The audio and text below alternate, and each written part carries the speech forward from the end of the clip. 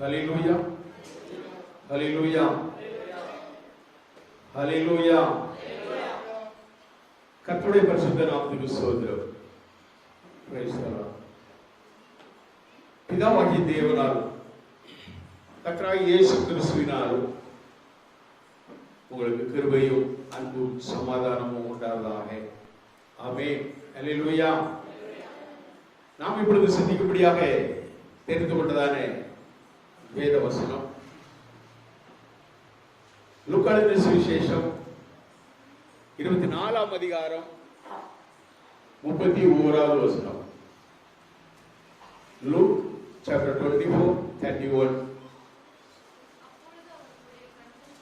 அப்பொழுது அவர்களுடைய கண்கள் திறக்கப்பட்டு அவரை அறிந்தார்கள். போதும்.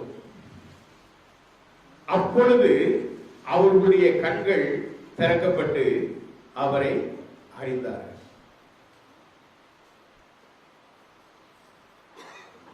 கண்களை மூடி, ஆண்டவரே, இப்பொழுது எங்களுடைய இருதயத்தின் கண்கள் திறக்கப்பட வேண்டும் என்று ஒரு விஷயம் நாம் கண்களை மூடி ஜெபிப்போமா? ஸ்தோத்திரம் ஆண்டவரே, இந்த உயிர்த்தெழுதலின் பண்டிகை நாளிலே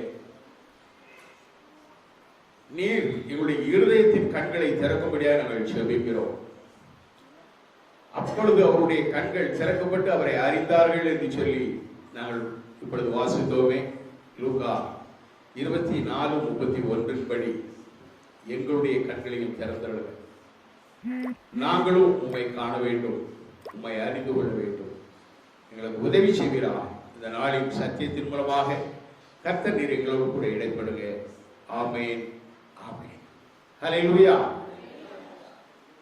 அப்பொழுது என்று சொல்லப்படுகிறது.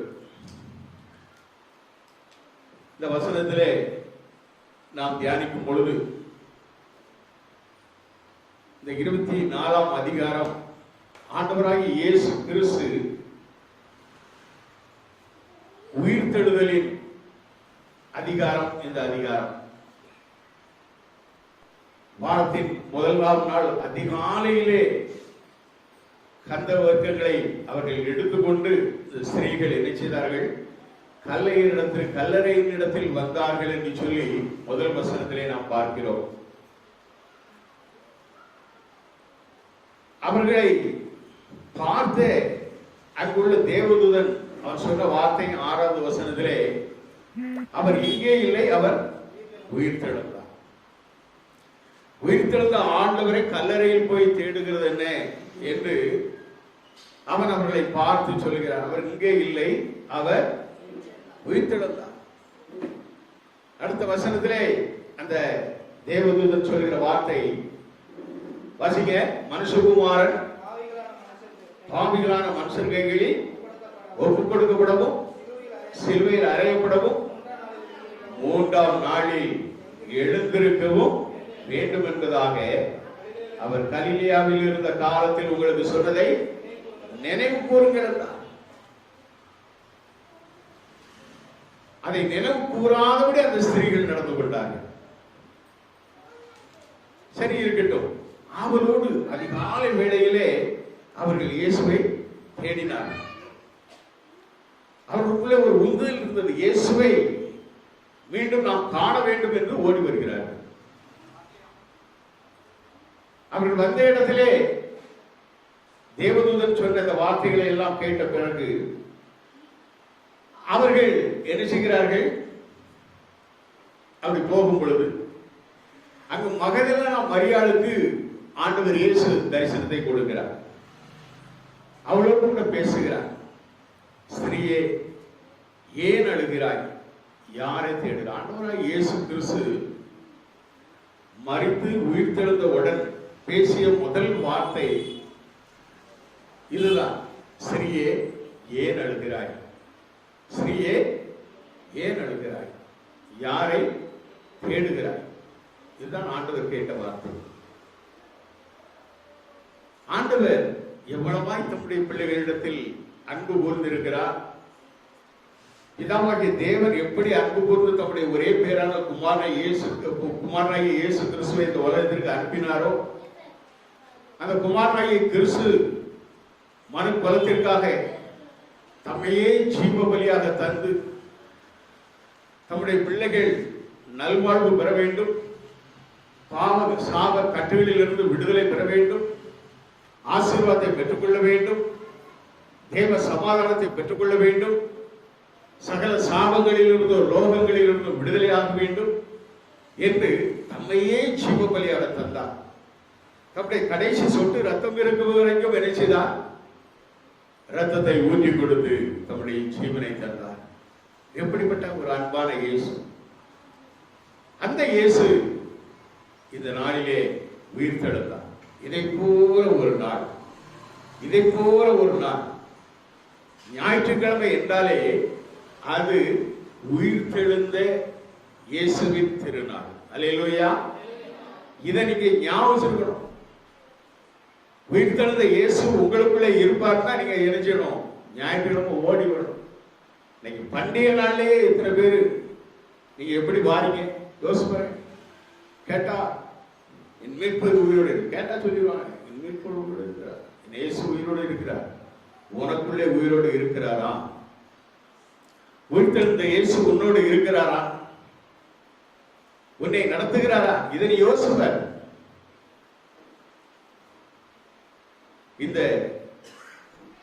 இந்த வசனத்தை, இந்த 31வது வசனத்தை நாம் பார்க்கும் பொழுது, அப்பொழுது அவருடைய கண்கள் திறக்கப்பட்டு அவரை அறிந்தார்கள். அப்ப அதுவரை அவர்கள் எப்படித்தான் இருந்தார்கள்? குருடரை போலத்தான் இருந்தார்கள். அவர்கள் கண்கள் திறக்கப்படவில்லை, ஆவிக்குரிய கண்கள் திறக்கப்படவில்லை, மன கண்கள் திறக்கப்படவில்லை, இருதயத்தின் கண்கள் திறக்கப்படவில்லை. ஒரு குருடரை போல அவர்கள் இருந்தார்கள். இப்பொழுதும் அப்படித்தான், அநேகர் அப்படித்தான். நீ உண்மையிலே ஒரு திறக்கப்பட்ட கண்கள் உடையவளாக இருந்தால், உனக்கு இருதயத்தின் கண்கள் திறந்திருந்தால், உன்னுடைய ஆவிக்குரிய கண்கள் திறந்திருந்தால், உன்னுடைய எண்ணம் வாஞ்சை எல்லாம் எப்பொழுது தேவனுடைய சமூகத்தில் வந்து விழுவோம் என்று செய்யும் கதறிக்கொண்டிருக்கும். சங்கீதம் 42:1-2 சொல்வதை போல, மானானது நீருடைகளை வாஞ்சித்து கதறுவது போல என் ஆத்துமா தாகம், வாஞ்சை தாக வேண்டும். தேவனுடைய சமூகத்தை வாஞ்சிக்கிறதா, இயேசுவை தரிசிக்க வேண்டும் என்கிறதான தாகம். அது முதலில் நாம் மரியாதைக்கு இருந்தது. நன்றி உள்ளவளாக இருந்தால் 7 பிசாசுகள் அவளிடத்திலிருந்து துரத்தப்பட்டது. அன்றிலிருந்து அவள் இயேசுவை மிகவும் நேசித்தாள், இயேசுவிடத்தில் அன்பு கூர்ந்தாள். அதனால் தான் முதல் மகதலேனா மரியாதைக்கு தான் ஆண்டவர் தரிசனமானார். சரி இருக்கட்டும். இப்பொழுது இந்த சம்பவத்திலே 2 பேர், ஒன்று கிளேயப்பா, அவரோடு கூட இன்னொரு சீஷர். 2 சீஷர்கள் எம்மாவு என்னும் கிராமத்திற்கு வழி நடந்து போறாங்க. என்னைக்கு 13வது வசனம் சொல்லுகிறது, அன்றைய தினமே அவர்கள் 2 பேர் எருசலேமுக்கு 7 அல்லது 8 மைல் தூரமான எம்மாவு என்னும் கிராமத்திற்கு போனார்கள். எருசலேமிலிருந்து ஒரு 7-8 மைல் தூரம் உள்ள அந்த கிராமத்திற்கு அவர்கள் போகிறார்கள். ஆனால் போவதற்கு முன்பதாகவே அங்கு நடந்த ஒவ்வொரு சம்பவத்தையும் அவர்கள் அறிந்துதான் போனார்கள். பேதுரு இந்த சகோதரிகள் சொன்ன வார்த்தையை கேட்டு, அங்கு ஆண்டவர் இயேசு இல்லை, அவர் வைத்திருந்த இடத்தில் அவர் இல்லை என்று சொன்ன உடனே பேதுரு எழுந்து ஓடுகிறார். அவனோடு கூட யோவான் என்கிறதான அந்த சீசனும் ஓடுகிறார்கள். 2 பேர் ஓடும் பொழுது யோவான் பேதுருவை விட முந்தி வேகமாக ஓடி அங்கு உள்ளே போய் பார்க்கிறார். இதெல்லாம் நடந்த சம்பவம். இதையெல்லாம் அவர்கள் பேசிக்கொண்டு போகிறார்கள். எம்மாவு சீஷர்கள் இருக்கிறாங்க, 2 பேரும் இப்படி பேசிக்கிட்டே போறாங்க. பேசிக்கிட்டு போகும்போதே ஆண்டவர் என்ன செய்கிறாரு? இப்படி ஆண்டவர் எப்படிப்பட்டவர் தெரியுமா? மல்கியா 3ஆம் அதிகாரம் 16வது வசனத்தை நம்ம வாசிப்போம். மல்கியா 3:16.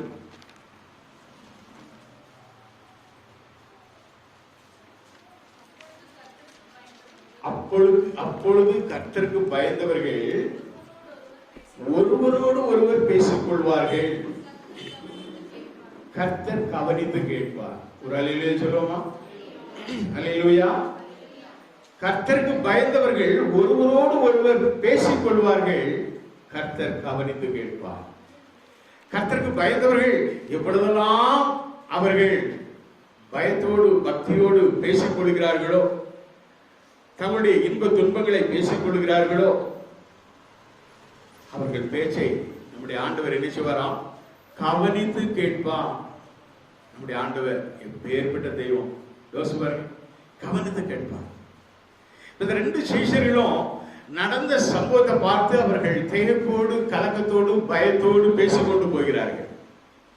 அவர்கள் பேசிக்கொண்டு போகிறதான அந்த வேளையிலே அவர்கள் போகையில் 14வது வசனம் சொல்கிறது, போகையில் இந்த வர்த்தமானங்கள் யாவையும் குறித்து அவர்கள் ஒருவரோடு ஒருவர் பேசிக்கொண்டார்கள். ஸ்திரீகள் ஓடி கல்லறைக்கு ஓடினார்கள், அங்கு இயேசு இல்லை. பேதுரு சீஷன் இதை கேட்டு பேதுருவும் யோவானும் ஓடினார்கள். அவர்கள் அங்கு பார்த்த பொழுது அவர் இல்லை அப்படின்னு சொல்லி என்ன செய்கிறார்கள்? அப்படியே பேசிக்கொண்டே அவர்கள் சம்பாஷணை அப்படிப்பட்டதா இருந்தது.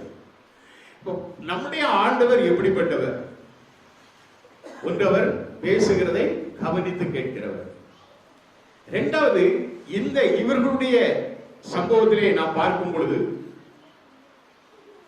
18வது வசனத்திலே நாம் பார்க்கும் பொழுது, அவர்களில் ஒருவனாகிய கிலயோப்பா என்பவர் பிரயோஜனமாக, இந்நாட்களில் எருசலேமிலே நடந்தவைகளை அறியாதபடிக்கு நீ அந்நியராய் இருக்கிறீரோ என்றார்.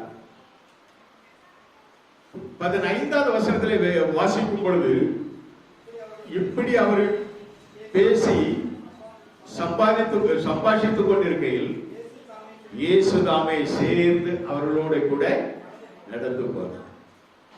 இவர்கள் பேசும் பொழுதே கவனித்துக் கொண்டிருந்தவர் அவர்களோடு கூட சேர்ந்து நடந்து போகிறவராய் இருக்கிறார். He approached them as a stranger, ஒரு அந்நியரை போல. He accompanied them as a friend, ஒரு நண்பனை போல என்ன செய்கிறார்? இவர்களோடு கூட நடந்து போகிறார். நாம பார்த்திருக்கிறோம் எத்தனையோ பேர் நாம போகிற நம்மளுடைய பிராணங்களே அப்படி போயிட்டு இருக்கும்போதே திடீர்னு என்ன பண்ணுவோம்? அப்படி போயிட்டு இருக்கோட, சார் வணக்கம் சார், நீங்க எங்க போறீங்க? அவங்க சொல்லுவாங்க, நாங்களும் இப்படி ஜோலார்பேட்டையை பார்த்து போயிடுவோம், நானும் அங்கதான் போறேன், அதே ட்ரெயினுக்கு தான் நானும் போயிட்டு இருக்கேன் அப்படின்னு சொல்லிட்டு ரெண்டு பேரும் அப்படி என்ன பண்ணுவாங்க? இப்படி ஒரு ஃப்ரெண்ட் ஆயிடுவாங்க. இதே போல ஆண்டவர் இயேசு கிறிஸ்து இந்த ரெண்டு சீஷருடைய சம்பாஷணையை கேட்டுக்கொண்டு அவர்களோடு கூட சேர்ந்து போனார் as a friend. ஆனா அவர்கள் இவரை எப்படி பார்த்தார்கள்? அந்நியரை போல் பார்த்தார்கள். அந்நியராகவும் அவர் காணப்பட்டார். ஒரு அந்நியரை போல அவர்களோடு கூட அவர் நடந்து போகிறார். எதையும் தெரியாதவர் போல. அந்நியர் என்று சொன்னா அந்த சம்பவம் எதுவுமே அவருக்கு தெரியாத போல அவர்கள் என்ன பேசுகிறார்கள் என்று ஆண்டவர் கேட்டுக்கொண்டு போகிறார். நம்முடைய ஆண்டவர் நம் ஒவ்வொருடைய வாழ்விலும் எப்படித்தான் நாம் என்ன செய்கிறோம்? ஒருவேளை நமக்கு அந்நியரை போல நம்மோடு கூட வந்து நம்மிடத்திலே நம்முடைய காரியங்கள் எல்லாவற்றையும் அவர் கேட்கிறவராய், நம்முடைய காரியங்களை அறிந்து கொள்ள ஒரு வாஞ்சியுள்ள தெய்வமாய் நம்மை தேடி வருகிற தேவனாய் இருக்கிறார். நம்முடைய ஆண்டவர் இயேசு அப்படிப்பட்டவர் தான். அதனால்தான் ஆண்டவர் ஒரு இடத்துல சொல்லும் பொழுது, நான் பசி உள்ளவனாய் இருந்தேன், என் பசி ஆற்றினீர்கள், நான் தாகம் உள்ளவனாய் இருந்தேன், என் தாகத்தை தீர்த்தீர்கள். கேட்காங்க, எப்போ ஆண்டவரே, எப்போ ஆண்டவரே, நம்முடைய தாகத்தை நாங்கள் எப்பொழுது தீர்த்தோம், நம்முடைய பசியை நாங்கள் எப்பொழுது தீர்த்தோம் என்று கேட்கும் வண்ணமாக ஆண்டவர் ஒரு ஸ்ட்ரேஞ்சராக வருகிறார். உன்னோடு கூட வந்து உன்னிடத்திலே பழகி உன் தேவைகள் எல்லாவற்றையும் சந்திக்கிறவராய் இருக்கிறார். அநேக வேளைகளிலே நாம் செய்யக்கூடிய தர்ம தானங்கள் அது ஆண்டவருக்கே செய்வதாக அது காணப்படுகிறது. யோசிப்பார்கள். அப்ப நம்முடைய ஆண்டவர் எப்படிப்பட்டவராய் இருக்கிறார்? இந்த எம்மாவு சீஷர்களுக்கு அவர் ஒரு ஸ்ட்ரேஞ்சராக இருந்தார், ஒரு அந்நியரை போல இருந்தார். இன்னொரு பக்கத்தில் ஒரு ஃப்ரெண்ட், ஒரு சிநேகிதனை போல அவர்களோட கூட நடந்து போனார். அல்லேலூயா. அவர்கள் 2 பேரும் அவங்க என்ன செய்றாங்க, மாறி மாறி மாறி பேசி அப்படியே பேசிக்கொண்டு வரார்கள். அவங்க பேசுகிற அந்த பேச்சை ஆண்டவர் இயேசு கவனித்துக் கொண்டே வருகிறார். கவனித்துக் கொண்டு வந்தவர் 17வது வசனத்துல அவர் கேட்கிறார், நீங்கள் துக்கம் உள்ளவர்களாய் வழிநடந்து ஒருவருக்கொருவர் சொல்லிக் கொள்ளுகிற காரியங்கள் என்ன என்று கேட்கிறார். அவர்கள் இப்பொழுது கூட அவர்கள் எப்படித்தான் நடக்கிறார்கள், இந்த சம்பவத்தை எல்லாம் கேட்டு எது பண்ணாலும் ஒரு காரியத்தை அவர்கள் மறந்து விட்டார்கள். சீஷர்கள் எல்லாருக்கும் மத்தியிலே தான் ஆண்டவர் சொன்னார். என்ன சொன்னாரு? அதுதான் நாம் வாசித்தோமே 7வது வசனத்திலே 24:7 மனுஷகுமாரன் பாவிகளான மனுஷர் கையில் ஒப்பு கொடுக்கப்படவும் சிலுவையில் அறையப்படவும் 3ஆம் நாளில் எழுந்திருக்கவும் வேண்டுமென அவர் கலிலேயாவில் இருந்த காலத்தில் உங்களுக்கு சொன்னதை நினைவு கூறுங்கள் என்று சொன்னார். இவர்கள் எதையுமே நினைவு கூறவில்லை. இன்னைக்கு அப்படித்தான் நாமளும் நம்முடைய வாழ்க்கையில அப்படித்தான் அநேகர் அப்படித்தான் இருக்கிறாங்க. எதையும் நினைவு கூறுவது கிடையாது. ஆண்டவர் செய்த அற்புத அதிசயங்கள் எதையுமே நினைவு கூறுவது கிடையாது. ஆண்டவர் செய்த நன்மைகள் எதையுமே அதை என்ன செய்வது கிடையாது, நினைப்பதே கிடையாது. வந்திருக்கிற கஷ்டம், வந்திருக்கிற கஷ்டம், போராட்டம், துன்பம், இதைத்தான் நாம் நினைக்கிறோம். வந்திருக்கிற அந்த வியாதி, ஐயோ அந்த வியாதி எனக்கு இவ்வளவு தொந்தரவு கொடுக்கிறது, இதைத்தான் நாம் நினைக்கிறோம். ஆண்டவர் முன்பு உனக்கு எவ்வளவு அற்புதங்களை செய்தார், உன் வாழ்க்கையில எத்தனை அதிசயங்களை செய்தார், உன்னுடைய வாழ்க்கையில உன்னுடைய தேவைகள் என்னென்ன என்பதை கேட்டு அறிந்து செய்து உன்னுடைய சரீர தேவைகளை எல்லாம் சந்தித்தார். நீ என்ன செய்தார்? நீ அந்த ஆண்டவருக்கு என்ன செய்தார்? நீ அந்த ஆண்டவரை எந்த அளவிலே நீ நேசிக்கிறாய்?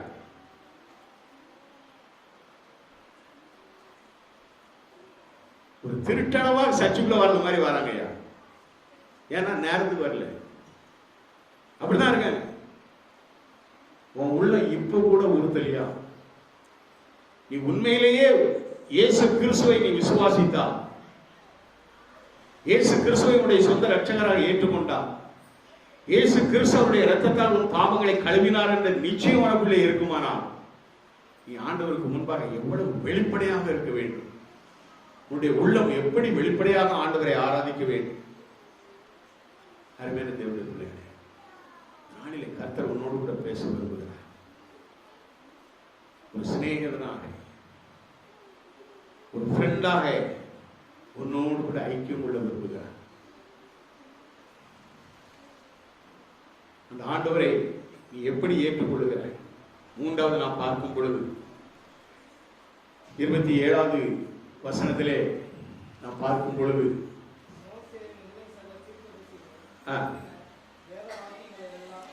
25 27 வரை வாசிப்போம்.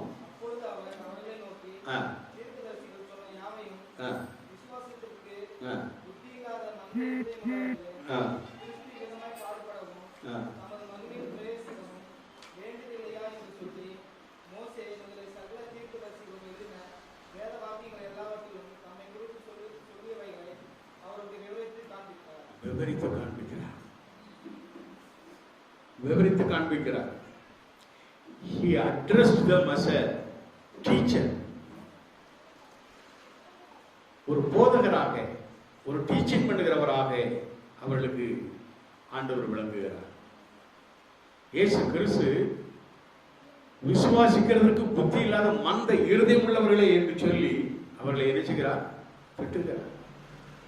மந்த இருதயம் உள்ளவர்கள். உணர்வுள்ள இருதயம் ஒரு தடவை நல்ல மாட்டுக்கு ஒரு சுடுமாங்க எங்க ஊர்ல. உங்க ஊர்ல என்ன சொல்லுவாங்க எனக்கு தெரியாது. எங்க ஊர்ல நல்ல மாட்டுக்கு ஒரு சுடு. என்னையா தினமே சிரிக்கீங்க? ஒரு சுடு தானே. ஒரு தடவை நம்ம பாடுபட்ட உடனே இப்ப பைபிள் கைமா இருக்கோமா இல்லையா? என்னையும் சேர்த்து சொல்றேன். அதுதான் நல்ல மாடு. இந்த அசமந்த மாடு இருக்க, உணர்வு இல்லாத மாடு எத்தனை தடவை சுட்டாலும் சரி. சில மாட்டுல நீங்க பாத்தீங்கன்னா அப்படியே வரி வரியா சூடு போட்டிருப்பாங்க. அப்பவும் அதை ட்ருன்னா அது இப்படி இப்படி தான் நினைச்சுக்கிட்டு தான் இருக்குமே தவிர என்ன செய்யாது. இப்போ அது சண்டி மாடு. சண்டி மாடு. நாம எப்படிப்பட்டவர்களாக இருக்கிறோம்?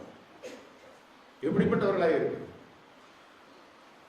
உணர்வில்லாத, புத்தி இல்லாத மந்த இருதயம் உள்ளவர்களே என்று சொல்கிறார். யார் சீசனை பார்த்து சொல்கிறார். என்னோடு கூட 3.5 வருட ஊழியத்தில் என்னோடு கூட நடந்தவர்கள், என்னோடு கூட இருந்தவர்கள், அற்புத அதிசயங்களை கண்கூடாக பார்த்தவர்கள், நான் போதித்திருக்கிறேன், தேவனுடைய ராஜ்யத்தை குறித்து போதித்திருக்கிறேன். கேட்கலையா? கிறிஸ்து விபதமாக பாடுபடவும் தமது மகிமையில் பிரவேசிக்கவும் வேண்டியதில்லையா அப்படின்னு சொல்லி கேட்கிறார். சொன்னேனே, அநேக ஒரு செவிட்டு விரியன் பாம்பு, அதுக்கு ஆண்டவர் அதனால் விரியம் பாம்பு குட்டிகளை செவிட்டு விரியன்களை எல்லாம் சொல்லி இருக்கிறார். ஏன் சொல்றாரு? இன்னைக்கும் அப்படி இருக்கிறதுனால தான் அவர் அன்றே சொல்லி இருக்கிறார். இன்னைக்கு வரை நம்ம அப்படிதான் இந்த காதல கேட்டு இந்த காதல விட்டுறோம்.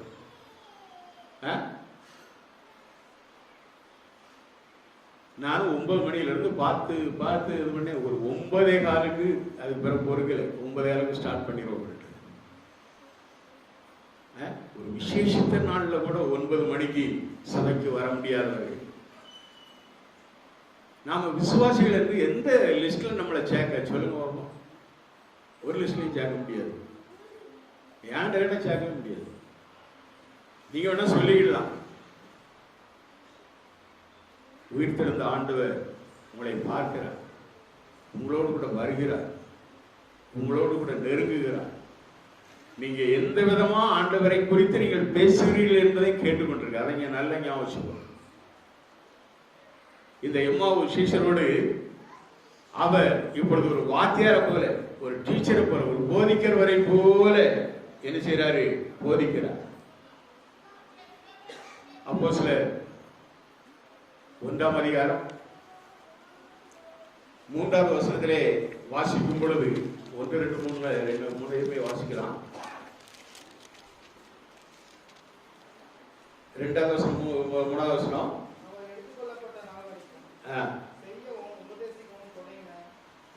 1 வாசிக்க. 1, 2, 3. தெயோப்பிலுவே இயேசுவானவர் தாம் தெரிந்து கொண்ட அப்போஸ்தலருக்கு பரிசுத்த ஆவியினாலே கட்டளையிட்ட பின்பு அவர் எடுத்துக்கொள்ளப்பட்ட நாள் வரைக்கும் செய்யவும், எடுத்துக்கொள்ளப்படும் நாள் வரைக்கும் ஏறத்தாழ 40 நாட்கள் சொல்லப்பட்டிருக்கிறது. அவர் பாடுபட்டு மரித்து உயிர்த்தெழுந்த பின் 40 நாட்கள், 40 நாட்கள், ஒரு நாள் 2 நாள் அல்ல, 40 நாள் அவர் என்ன செய்யறாரு? அந்த நாள் வரைக்கும் உபதேசிக்கவும் தொடங்கின எல்லாவற்றையும் குறித்து முதலாம் பிரபந்தத்தை உண்டு பண்ணினேன். அவர் பாடுபட்ட பின்பு 40 நாள் அளவும் அப்போஸ்தலருக்கு தரிசனமாகி தேவனுடைய ராஜ்யத்துக்குரியவைகளை அவர்களுடனே பேசி அநேகம் தெளிவான திருஷ்டாந்தங்களினாலே அவர்களுக்கு தம்மை உயிரோடு இருக்கிறவராக காண்பித்தார். மரித்த ஒரு வாழ்க்கையிலே அல்லது மரித்துக் கொண்டிருக்கிற உன் வாழ்க்கையிலே ஆண்டவர் உயிர்த்தெழுந்தவராய் காண்பித்துக் கொண்டுதான் இருக்கிறார். ஆனா நீதான் எப்படி இருக்க? மரித்தவனாய் இருக்கிறார், மரித்துக் கொண்டே இருக்கிறார். ஒரு உயிர்த்தெழுதலின், ஒரு உயிர் மீட்சியின் ஒரு ஆவி வாண்ட இல்லவே இல்லை. தாவீது அதனால தான் அவருடைய சங்கீதத்தில் அடிக்கடி சொல்வார், உடைய வசனத்தினாலே என்னை உயிர்ப்பியும், உடைய ஆவியினாலே என்னை உயிர்ப்பியும். ஒரு உயிர்ப்பிக்கப்பட்ட ஒரு வாழ்க்கை நமக்கு வேண்டும். ஆண்டவர் அதைத்தான் இவர்களுக்கு போதிக்கிறார், இவர்களோடு கூட போதிக்கிறார். 27வது வசனத்தில் 24, 27 மோசே முதலிய சகல தீர்க்கதரிசிகளும் எழுதின வேத வாக்கியங்கள் எல்லாவற்றிலும் தம்மை குறித்து சொல்லியவைகளை அவர்களுக்கு விவரித்து காண்பிக்கிறார். எக்ஸ்பிளைன், எல்லாத்தையும் விவரித்து காண்பிக்கிறார். நம்முடைய ஆண்டவர் நிரூபிக்கிற ஆண்டவர். 40 நாள் அளவு உயிர்த்தெழுந்த இன்றைய நாளிலிருந்து அடுத்த 40 நாள் வரைக்கும் அவர் எப்படி இருந்தாரா? ஒவ்வொருவருக்கும் தம்மை வெளிப்படுத்திக் கொண்டே இருந்தார். மகதலேனா மரியாளுக்கு வெளிப்பட்ட ஆண்டவர், பின்பு சீஷர்களுக்கு வெளிப்பட்டார், அதிலே ஒருவன் மிஸ்ஸிங்கு. யார் அவன்? தோமா. அவனிடத்திலே விசுவாசம் இல்லை. நான் அவருடைய காயங்களை கையை போட்டாலுடைய நான் அதை நினைச்ச மாட்டேன், நம்ப மாட்டேன்னு சொல்லிக்கிட்டு இருந்தான். திரும்பவும் அந்த 11 சீஷர்களும் கூடியிருந்த இடத்துல மீண்டும் ஆண்டவர் வருகிறார். பார், என்னை பார், என் கைகளை பார், உன் கையை எடுத்து என் விழாவில் போடு. இந்த விழாவிலே குத்தினே அந்த ஈட்டியின் அந்த துவாரத்திலே உன் கையை போடு இருக்கிறார். நிரூபணமாகிய இயேசு, நிரூபிக்கிற இயேசு, தன்னுடைய உயிர்த்தெழுதலை நிரூபிக்கிற ஒரு தெய்வம், ஒரே தெய்வம் இயேசுதான். அல்லேலூயா, அல்லேலூயா. எம்மாவு சீஷர்கள் இப்பொழுதும் அவரை அறியவில்லை. இவ்வளவு வார்த்தைகள், இவ்வளவு போதனையை கேட்டோம். இன்றைக்கு நம்முடைய சபையில இருக்கிற சிலரை போல இப்பொழுதும் அப்படிதான் இருக்க. அதே போலதான் யாரு? இந்த 2 சீஷர்களும் மந்தமாக இருந்தார். மந்த இறுதி உள்ளவர். எத்தனை தடவை சொன்னார், நாங்க இப்படித்தான், நாங்க என்ன வேணாலும் சொல்லிக்கிறோம், நாங்க திருந்துவது கிடையாது அப்படின்னு நடக்கிற சிலரை போல. என்னதை சொன்னாலும் நாங்க எங்க வாட்டில எங்க போக்கில் தான் போவோம், நீ இருன்னு சொன்னா நாங்க ஓடிவோம் அப்படின்ற மாதிரி அந்த எண்ணம் உள்ளவர்கள். ஒரு நாளும் திருந்துவாங்க எனக்கு தெரியாது, ஒரு நேரம் வரும். ஆனா அந்த எல்கைக்குள்ள போய் திருந்தணும் நீ நினைக்கவே நினைக்காது. நான் சொல்றது அதுதான். நான் என் வாழ்க்கையை வச்சு சொல்றேன், உங்களை சொல்லல. போய் கெட்டு சீரழிஞ்சு செங்கு சம்பந்து அதுக்கு பிறகு இயேசுவேன்னு அவர் பாதத்தில் விழுந்து உயிர்ந்ததுனால வந்தேன். உயிர்ந்ததுனால நான் இன்னைக்கு உங்கள் மத்தியில் ஒரு போதனாக ஆண்டவர் என்னை நிறுத்திருக்கிறார். ஏன் என்னை போதனாக தெரிந்து கொண்டார்?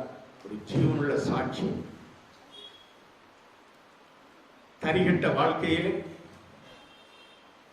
நேர்கட்ட ஒரு வாழ்க்கையிலே ஆண்டவர் தேடி வந்து என்னை ரட்சித்து என்னை உங்களுக்கு முன்பாக சாட்சியாக நிற்பாட்டியிருக்கிறார். எல்லாருக்கும் கிடைக்கும்னு என்னால சொல்லவே முடியாது. கள்ளனுக்கு கிடைச்சது கடைசி நிமிஷத்துல. எல்லாரும் கிடைக்குமா? 2 கள்ளன் இருந்தா இல்லையா? 2 கள்ளனுக்கும் தெரியும் இயேசு இருந்தாரு. ஒரு கள்ளன் தானே என்ன செய்யலாம்? ஆண்டவருக்கு என்ன செய்யலாம்? ஆண்டவரை குறித்து நீ அப்படி பேசாதே என்று சொல்லி அடுத்தவனை திட்டி ஏற்றுக்கொண்டார். ஏற்றுக்கொண்டது மட்டுமல்ல, ஆண்டவரிடத்திலே ஒரு ரிக்வெஸ்ட், உடைய ராஜ்யத்தில் வரும்போது என்னை நினைத்தருள். உடனே இன்றைக்கு நீ என்னுடனே கூட பரதேசியில் இருப்பார். ஆண்டவர் உடனே அவருக்கு என்ன செய்யறாரு? அவனுக்கு ஒரு கிஃப்ட், வரத்தை கொடுக்கிறார், வாக்கை கொடுக்கிறார்.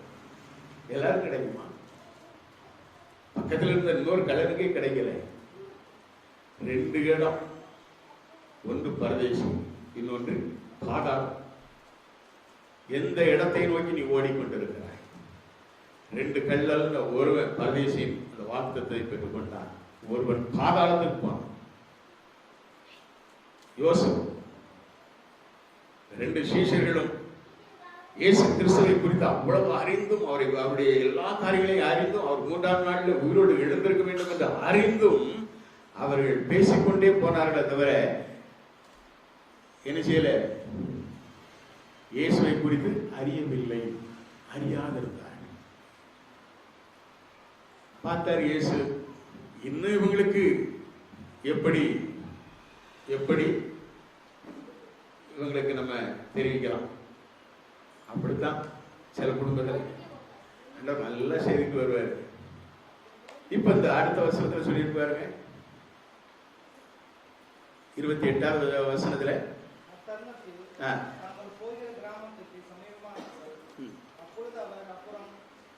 அவர் அப்புறம் போகிறவர் போல காண்பித்தார்.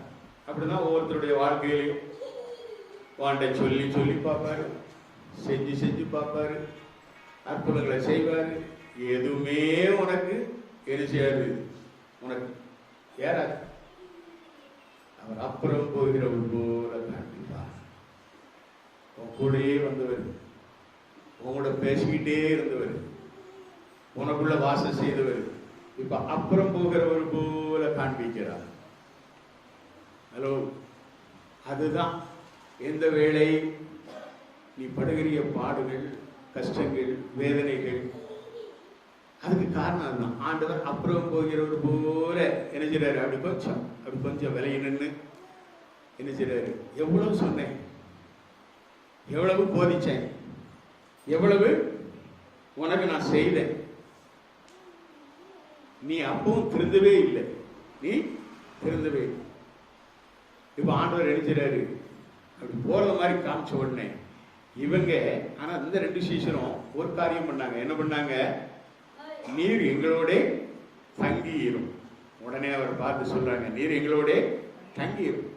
இயேசுன்னு தெரியல, ஆனா அவங்களுக்கு திடீர்னு ஒரு நீர் எங்களோட தங்கியிரும் அப்படின்னு சொல்றாங்க.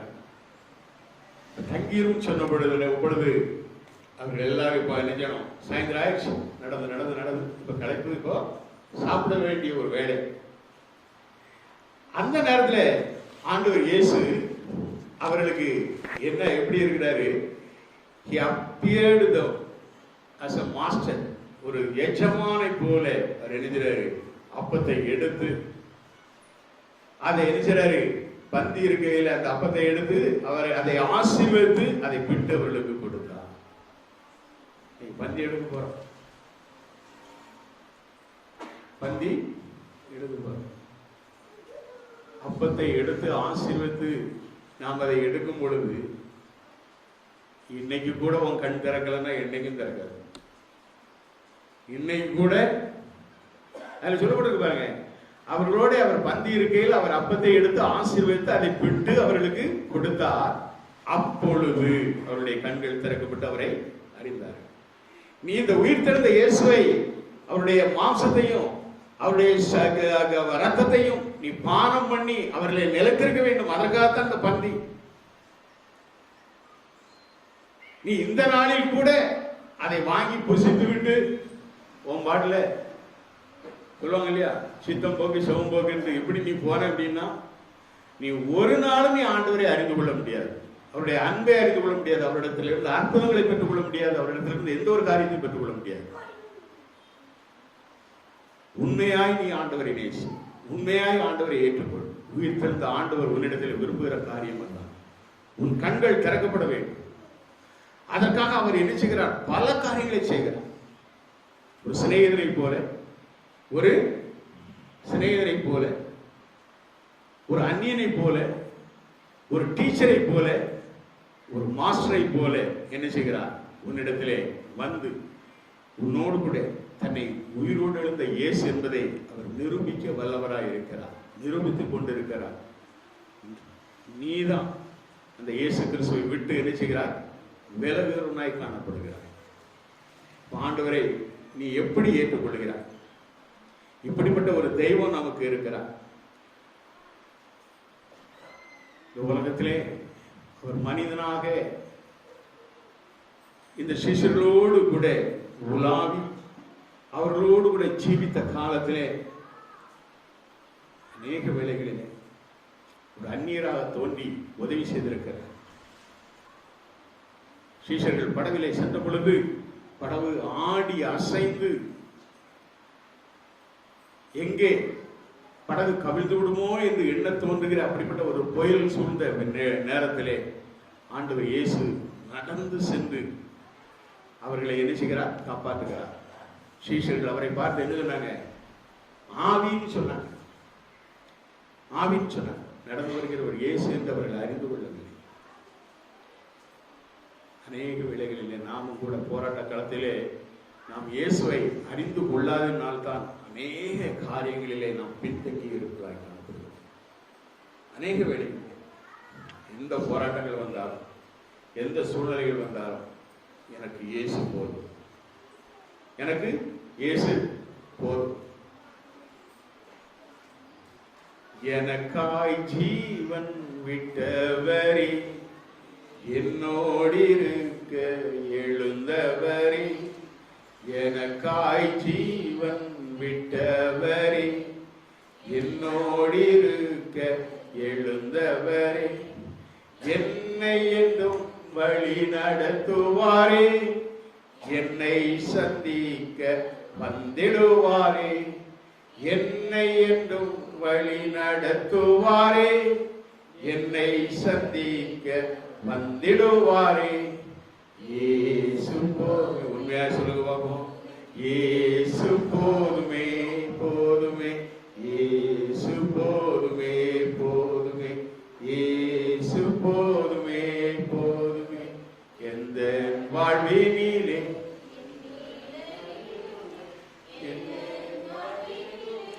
இயேசு போதுமே, எந்த நாளிலுமே என் நிலையிலுமே எந்த வாழ்வினிலே இயேசு போதுமே. மனிதர் என்னை கைவிட்டாலும் மாமிசம் அழுகி நாரிட்டார். ஆம், உலகத்திலே வாழும் இந்த நாட்களிலே மனிதர்கள் நம்மை கைவிடலாம். ஒருவேளை அந்த மாம்ச சரீரம் அழுகி நாரி போகலாம். அதைத்தான் பக்தன் பாடுகிறார். மனிதர் என்னை கைவிட்டாலும் மாமிசம் அழுகி நாரிட்டாலும் ஐஸ்வர்யம் யாவும் அழிந்திட்டாலும் ஆகாதவன் என்று தள்ளிவிட்டாலும் இயேசு போதுமே போதுமே, இயேசு போதுமே போதுமே, எந்த நாளிலுமே என் நிலையிலுமே எந்த வாழ்வினிலே இயேசு போதுமே. மகா அலெக்சாண்டர் உலகம் முழுவதையும் ஜெயித்து ஆளணும் அப்படின்னு சொல்லிட்டு பல வெற்றிகளை கண்டவர். திடீரென்று ஒரு நாள் அவருக்கு வந்த விஷ ஜுரம் மரண தருவாயிலே தள்ளியது. தம்முடைய தளபதிகள் எல்லாரையும் கூப்பிட்டார்.